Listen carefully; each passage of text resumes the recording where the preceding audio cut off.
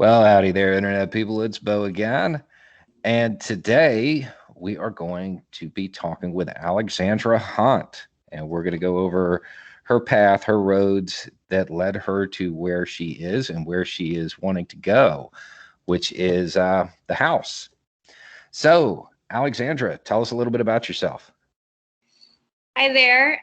My name is Alexandra Hunt. I am running for Congress in PA3. It is the most Democratic district in the nation.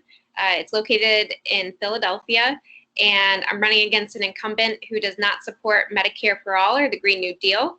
I am challenging him from the left, and we launched in February.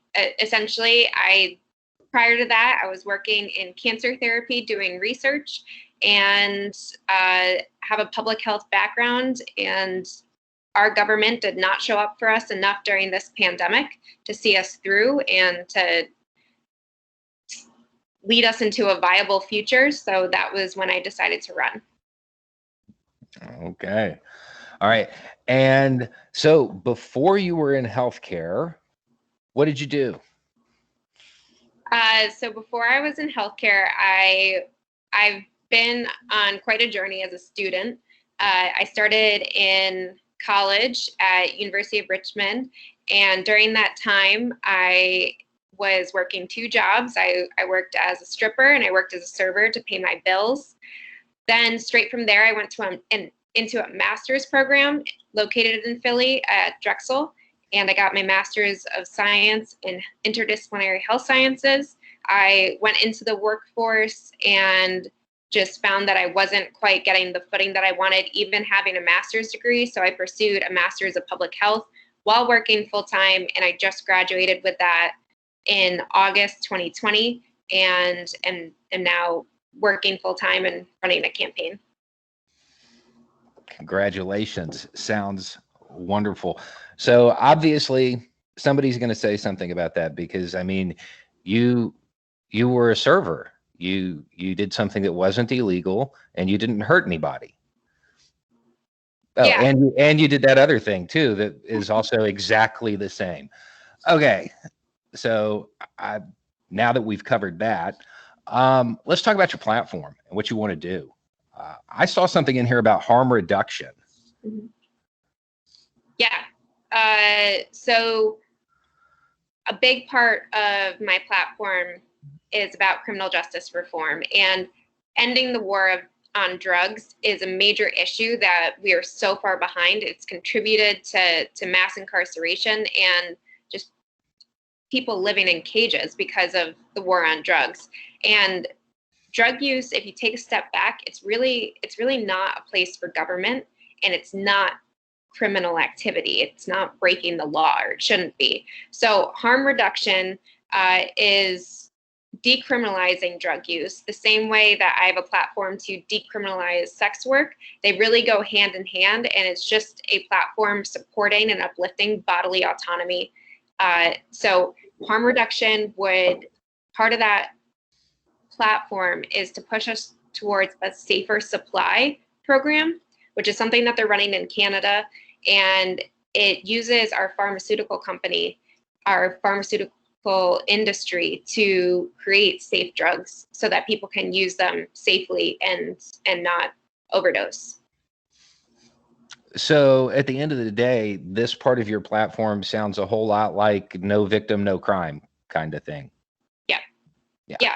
I have issues with the word crime and criminal, but sometimes things happen where there is harm done, and that's exactly where restorative justice needs to play a role. But outside of that, we really don't need policing. Okay, let's jump into restorative justice. This is a term that those outside of the left may not have heard. So give us a basic summary. I am a survivor of two different sexual assaults, and that was really how I first was introduced to restorative justice. Justice to me is not putting someone away in prison. Justice to me and to restorative justice is a person understanding the harm that they have done, the harm that they have inflicted on a person or a community, and taking accountability for that, taking responsibility for that, and taking measures to ensure that that harm will never be inflicted again. And putting someone in prison, they don't learn any better, and their quality of life drastically drops, and it's just a form of punishment, and it's not a form of justice. That's right. Your platform overall, that word justice appears like every other line. No, it's I believe yeah, it's a really common theme here. So we have let's see, justice for tribal nations. What with where you're heading, how are you going to be able to influence that? How are you going to be able to help engage in, tribal empowerment? Well, I've done some work on the Oglala Lakota Reservation out in South Dakota, and they are so deprived and neglected of resources. And there is a current relationship of tribes and the United States government that is paternalistic. And the United States government feels they need to come in and tell tribes how they should and shouldn't live. And it's really robbed them of their culture.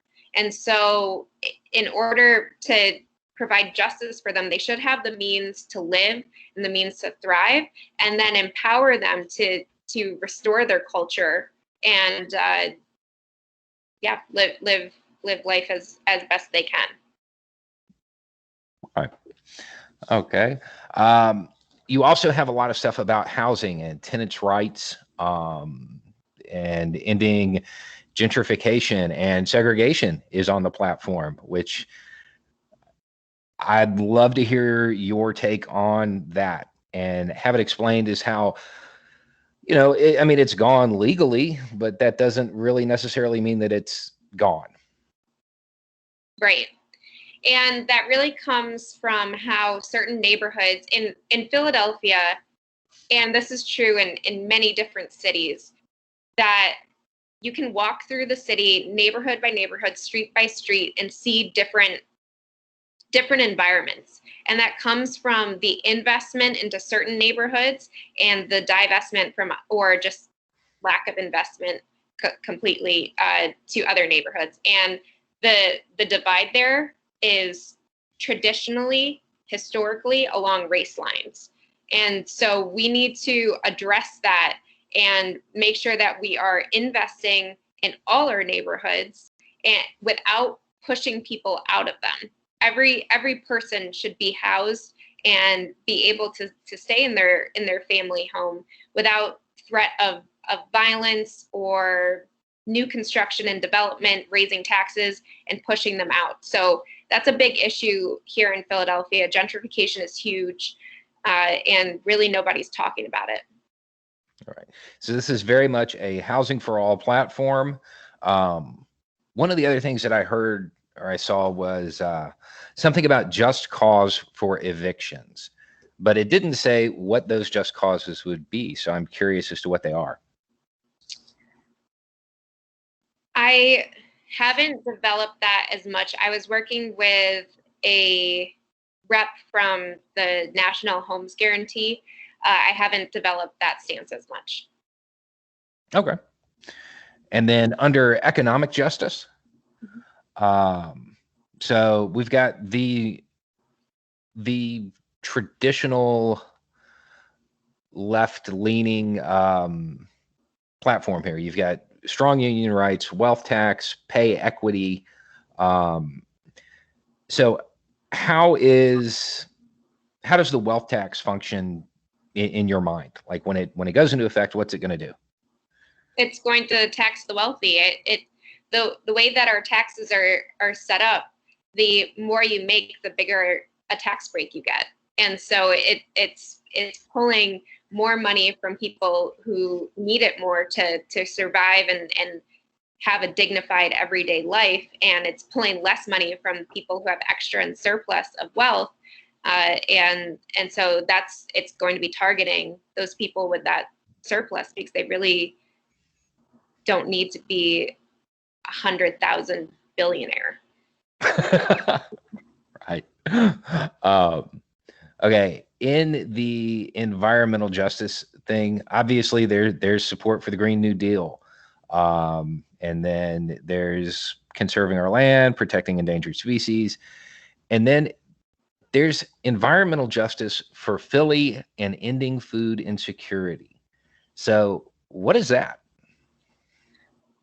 One of the neglected issues is that as we face our climate emergency and looming climate crisis, our food supply is threatened. And of course, in an unequal society, the people who get threatened first are the people who have the least access to food.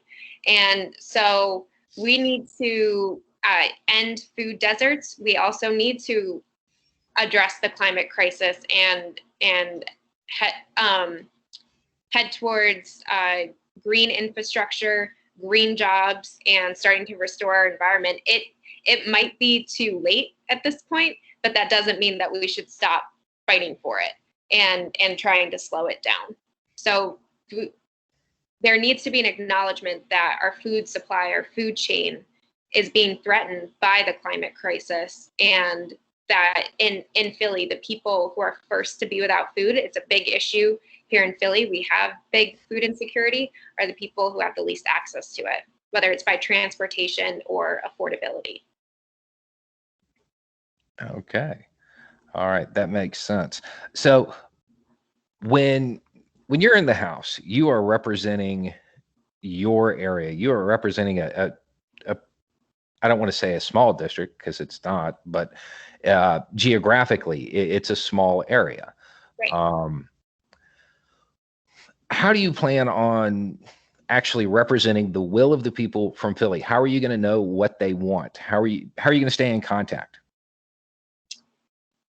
Town halls where people get to speak instead of just being spoken to, having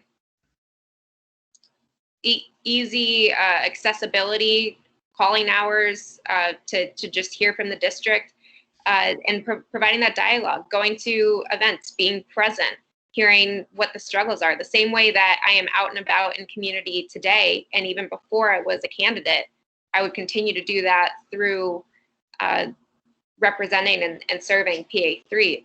That's how you learn what the community needs are and the community solutions. Now, so when it comes to your background in healthcare, when you say that the pandemic kind of helped prompt your run, is there anything specific that kind of pushed you out there? I was so angry and frustrated with our government, as just the whole way through the pandemic, the fact that it failed to be mitigated, and then the talk about saving our economy instead of saving lives, and how if we had just put value and not treated people as disposable, we could have reduced our deaths from COVID-19 by hundreds of thousands. And I did as much as I could to help my community. I was at testing sites, and then later at vaccine distribution sites. I was getting out menstrual items to school-age children who that was their only supply, was going to school and getting those items. And I was at a food distribution site. And one of the times that I was at a food distribution site, I just looked at how long the line was, and it wrapped around the building and down the street. It was extraordinary. And it was just one food distribution site compared to the hundreds of pop-up ones that we had going during the pandemic. And that's how many people in Philly, in the United States, in one of the wealthiest countries in the world, were without food. And our government wasn't doing anything about it. And so that was what my tipping point was I'm going to run, and I'm going to try to get people the resources and the help that we need. It almost sounds like you're running reluctantly. Like this isn't something you actually wanted to do, that you just like, nobody else is going to do it. I don't think this was in my life plan. It was never a goal of mine. I'm not running reluctantly. There's good and bad to running for office, and I definitely chose to do this. But I always thought of politics as a very dark place, and that politicians were just full of greed and selfishness and serving personal interests. And it really wasn't until Bernie Sanders that I had kind of an awakening, like, oh, American politics could actually be meant for somebody like me, not thinking that I would ever run for office. And then the squad, stepping up and standing for this progressive platform that I really believe in. And then with the pandemic and no one else is doing this, our representative certainly isn't fighting for us. I'm going to put myself out there. I'm going to throw my hat into the ring. So you're going to be facing a primary. How do you think it's going to go? I mean, obviously you know it's going to be tough. You know there's going to be stuff that's slung out there, and you're right. You know, you're saying I view politics as this dark space, and having covered it for years, it totally is. They're going to drag out everything that has ever happened in your entire life because they can paint you that way. That they can do the whole she's a bartender thing like they did with AOC. And you're not naive, you know that's going to happen. So I'm curious what the how did you steel yourself for that? How did you ready yourself? Because you know this is coming, you know it's going to happen. It's just worth it. Is that what I'm hearing? Yeah, it's absolutely worth it. I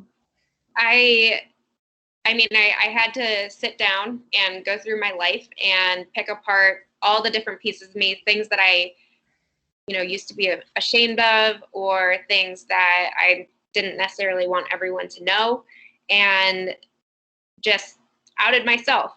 I'm going to put this out in the open. I'm going to be completely vulnerable, and people will either take it or leave it. And that is the most that I can do.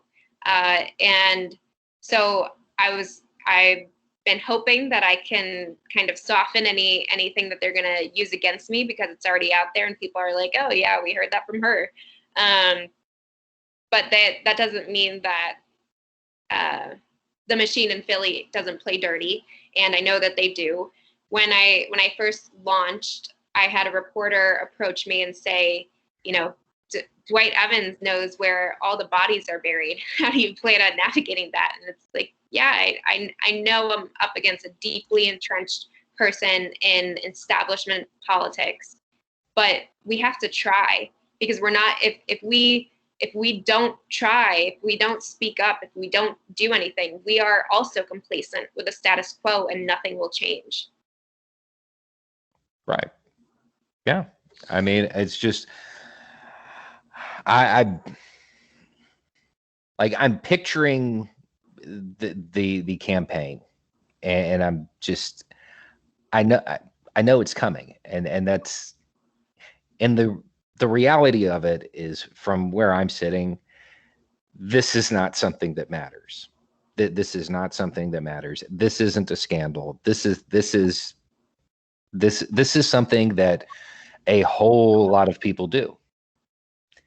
And I don't see it as a black mark against you, but I also am pretty familiar with the machines up in that area.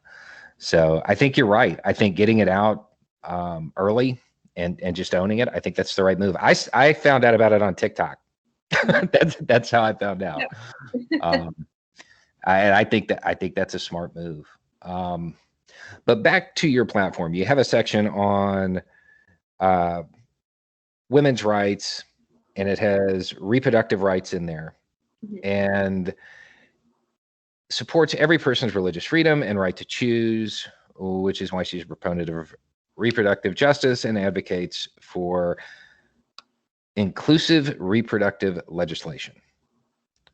Fight to repeal the Hyde Amendment, oppose efforts, expand WIC. It's a solid platform. Is there anything in like this section right here is incredibly specific? Is there anything that you would want to add to this, or? The same way that dismantling white supremacy is interwoven throughout many different pieces of the platform, women's rights and dismantling the patriarchy is interwoven throughout the platform. So in criminal justice reform and economic justice, those are big issues that also pertain to women's rights. And one of the big pieces, one of the big pillars of my platform is education, and that has really been a way to. I think education is the key to our democracy, and that if we can fix our education system and get it to a place where it's equitable and it's teaching true American history and really what has happened in our past, and it provides a platform and opportunity for where people can go, that is going to be our key to moving forward as a country and as a civilization. Okay. Now you have the ending gun violence section here, and this it's first the fact that it has the part about closing the DV loopholes and disarming domestic abusers. That's fantastic, because it's something that's missing from a lot of people who are supportive of gun control. This isn't on there. There's a section in here that cracked me up. So that it is ending gun violence. That's your main category here, and demilitarize the police is in there. Yeah. Yep. I think it contributes, and if it seems so hypocritical to me that we point fingers at different neighborhoods and different people who are suspected of gang involvement, and then we militarize our police up to their necks and just accept that they kill civilians. And so if we want to end gun violence, we have to address every single area that it happens in our society, including police. That's what accountability looks like. So that is the very neglected piece of many politicians, many Democrats' platform, but it needs to be part of it. Yeah. And for those who are listening who aren't going to go look it up later, it does talk about the 1033 program and shutting that down. This is in here. The overall platform for ending gun violence is universal background check, safe gun storage, ghost guns, demilitarize the police, and disarm domestic abusers. So that's kind of the overview of that. So let me ask you this. Let's say you win. You're heading up to DC, and then you're there with not just one machine, but hundreds of them. And it doesn't sound like politics is something that you sought to get into. It wasn't part of your life plan. How do you think that adjustment's going to go? Because I don't foresee it being a very good time. I do not have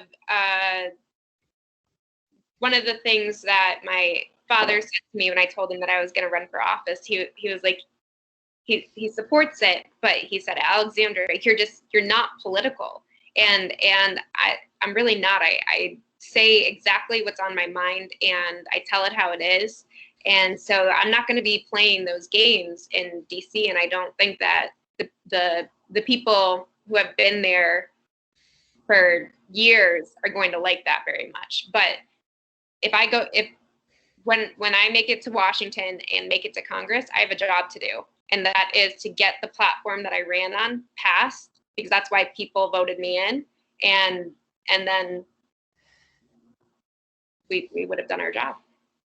And that's my agenda. It's not, smooth talking and buttering up different representatives. It's just, how are we going to get the job done? Power mapping Congress. Where do we need to put pressure here, there, get this passed, get out.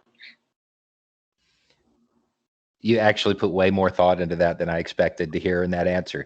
So you do have a plan. You actually, okay. So let's see here. I'm sorry. I think I might have missed. You already went to the education thing, kind of threw me through a loop. No. That's okay. Education's a big, I'm the daughter of 2 teachers. And as I said, I think education plays a bigger role than we really give attention or funding to. I think education, or the divestment from education, was the basis for our January 6th insurrection. So we can talk about education for a while. I'm happy to. I would actually love to hear a correlation connection between the 6th and defunding schools. Yeah, go off. I want to hear this. Have you heard it before? I haven't heard you say it. No.